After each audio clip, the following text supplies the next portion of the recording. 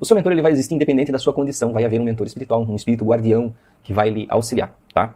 Então vejam que isso independente de como você está vivendo, ele está lá. Ah, o seu mentor vai embora? Não, ele nunca vai embora. Ele pode ficar inacessível para você devido ao seu comportamento, ao seu modo de pensar e ao seu modo de agir. Mas isso não quer dizer que ele está longe. Quando a gente fala que o mentor se afasta, ele se afasta aqui, ó, na mente. É a influência dele que se afasta. Não é ele fisicamente. Ele sempre está lá, né? Então vejam que isso é uma coisa diferente. É como no umbral, quando as pessoas falam assim que os espíritos trevosos não conseguem enxergar os iluminados, porque eles estão em sintonias diferentes, então eles não enxergam. À medida que eles melhoram a sintonia deles, eles enxergam esses espíritos de luz. Da mesma forma nós. A nossa influência fica bloqueada, né? Ou melhor, a influência dele, do mentor, fica bloqueada por nossa culpa. Não é ninguém que vai lá e põe um bloqueio. Nós colocamos bloqueios de acordo com o nosso pensamento, com o nosso modo de agir. Então, o que nos aproxima do mentor? O que deixa o nosso mentor feliz, né? Sendo ele o nosso professor, o nosso mentor? Fazer coisas que se aproximem do bem, que se aproximem da luz, se aproximem de tudo que é positivo. Então se você, por exemplo, você começa a cuidar dos seus pensamentos, educar o seu campo mental, não se deixar ficar divagando em pensamentos negativos, porque se tem uma coisa que o ser humano ele tem uma capacidade natural e ele não precisa se esforçar para isso, é a divagação em pensamentos negativos. Basta a gente sentar num sofá, sentar num banco de praça, num ponto de ônibus, a nossa mente dificilmente vai procurar soluções positivas, coisas positivas. Nós temos uma forma que pode-se dizer grotesca de ir para o lado negativo, de nós sempre pensarmos que algo vai dar errado e eu preciso me preparar para esse errado, e esse errado vai crescendo na nossa mente. De certa forma, isso é algo natural do nosso, que provém também do nosso corpo físico, que é a nossa necessidade de preservação. O nosso corpo quer se preservar. Então, ele dispara para a nossa mente, né, reações nos informando que ele quer estar bem, ele quer estar confortável, ele quer estar em homeostase, que é a capacidade do corpo global de saúde, de não estar em risco de vida. Tá? Então vejam que é algo quase que natural, quase que animal. Então nós precisamos estar sempre lutando para ter pensamentos positivos. A gente precisa fazer sempre mais esforço para pensar no bem, para pensar positivo, para entrar em um nível, por exemplo, de oração durante o dia, em qualquer momento. Se nós estamos bem, mesmo não sentindo nenhuma dor, nada, dificilmente a gente lembra, vou parar para agradecer, vou parar para orar, vou parar para ler um bom livro. A gente não pensa porque está bem.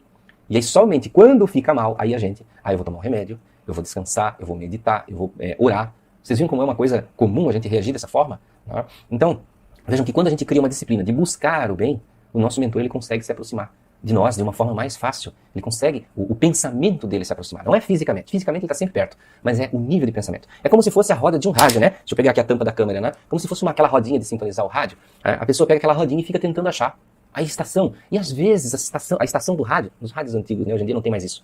A estação do rádio é algo muito fininho que você tem que estar ali num pontinho muito específico tentando acertar, né? Então vejam que tem que ter um esforço para se aproximar do bem, enquanto para se aproximar do mal você não precisa fazer esforço nenhum, né? Basta muitas vezes ser quem nós somos e parece que a gente já vai em direção ao mal, né? Ou as coisas que não nos fazem bem, porque quando a gente fala assim, o mal parece algo muito negativo demais, parece algo muito grandioso. Não, são coisas negativas da nossa vida, que pode ser até uma má alimentação, que pode ser, por exemplo, a maledicência, falar mal das pessoas, às vezes parece algo inocente, sentar numa conversa, tomar um café e falar da vida de alguém, às vezes você está falando e julgando a vida de outra pessoa. Então o que acontece? O nosso padrão energético decai. E nesse decaimento do padrão energético, nós criamos distância de sintonia com o mentor. E aí quando nós voltamos para conversas edificantes, conversas no bem, nós aproximamos o nível de sintonia com o nosso mentor. Como seria isso, Anderson? Por exemplo, uma conversa. Bom, estou falando mal de uma pessoa com uns amigos, lá, e de repente eu resolvo mudar a conversa. Vou falar de coisas boas, de prática da caridade, aí um amigo vem e começa a dizer, olha, eu estou com um problema assim, assim, dessa forma, e aí você resolve ajudar ele com conselho, com ideias que você teve lá lendo o Evangelho, ou lendo um livro, e aí você aprendeu, você resolveu ajudar, você cria a aproximação do seu mentor. Porque aí você vai estar buscando no alto inspirações para ajudar. E essa inspiração vai buscar ligação, mesmo sem você pensar sobre isso. Né? Então tudo que você fizer no bem vai criar aproximação. Se você criar uma disciplina de leitura do Evangelho todo dia, não estou falando de um rito, Evangelho no lar, leitura. Você parar e ler. Né? Parar e ler. Ah, Anderson, mas assim gratuitamente? Sim, gratuitamente. Fazer algo sem pensar em um benefício espiritual. Fazer algo sem pensar que a espiritualidade vai te devolver algo. Por quê? Porque eu sei que tem pessoas que só fazem Evangelho no lar porque acreditam que vão ganhar um benefício energético ou vão afastar algum mal do lar delas. Se não fosse assim, não fariam. Né? Então vejam a importância de se fazer o bem naturalmente, por gosto de se fazer o bem, e não por medo de que algo aconteça de errado. Existe uma diferença muito grande. Né? Isso é igual na fé primitiva. As pessoas terem temor de Deus e terem amor a Deus. Amor a Deus, você ama, que sabe que Deus nunca vai fazer algo negativo para você, porque Ele é Deus, Ele não pode fazer algo negativo. Ele não pode fazer algo ruim para você. E quando você tem temor, você faz as coisas porque você teme, porque acha que Deus vai te castigar. Né? Aí tem aqueles também que fazem porque acham que Deus vai premiar, que estão barganhando com Deus. Porque se achassem que não haveria premiação, não fariam. É horrível pensar sobre isso, mas tem pessoas que só agem assim. Né? Eu dou algo para a igreja porque me disseram que Deus vai me dar 5 vezes mais. Então por isso que eu dou. Se Deus não me der 5 vezes mais, eu não dou nada. Né? Então vejam que uma barganha. Então, se você criar, por exemplo, uma rotina de evangelho, uma rotina de leitura do livro dos Espíritos, eu estou falando de livros espíritas, você pode ler livros sobre psicologia, sobre filosofia. Ah, Anderson, mas espera aí, o que tem a ver isso com um mentor espiritual, ler livros de psicologia, de filosofia? Não tem nada a ver com o espiritismo? Claro que não tem.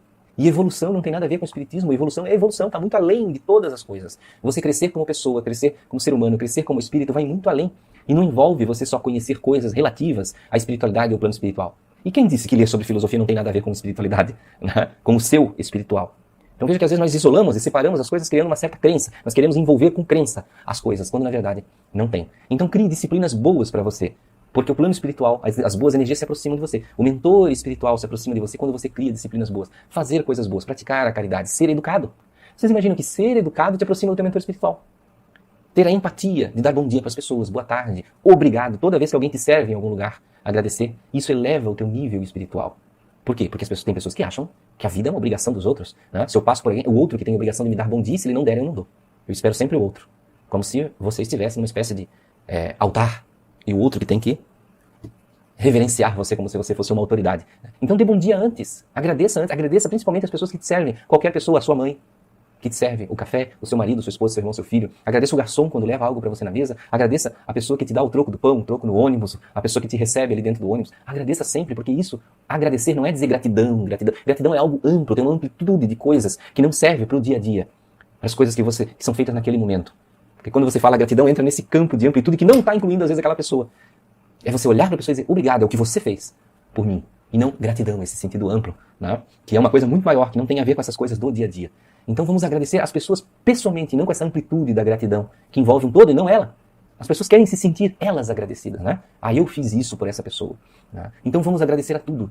E isso nos aproxima do mentor espiritual. Então vejam que são coisas simples que nos aproximam do mentor espiritual. Nós mudarmos o padrão de vida. Não é ficar fazendo ritualísticas, acendendo velas, acendendo incensos, que o mentor espiritual vai gostar disso. O mentor não está nem aí para vela, para incenso. Nada disso afeta ele, está numa outra dimensão e nada disso chega nele. É o mental. É o amor, é o agradecimento, é a paz de espírito, é o que você constrói de dentro para fora que vai te aproximar dele.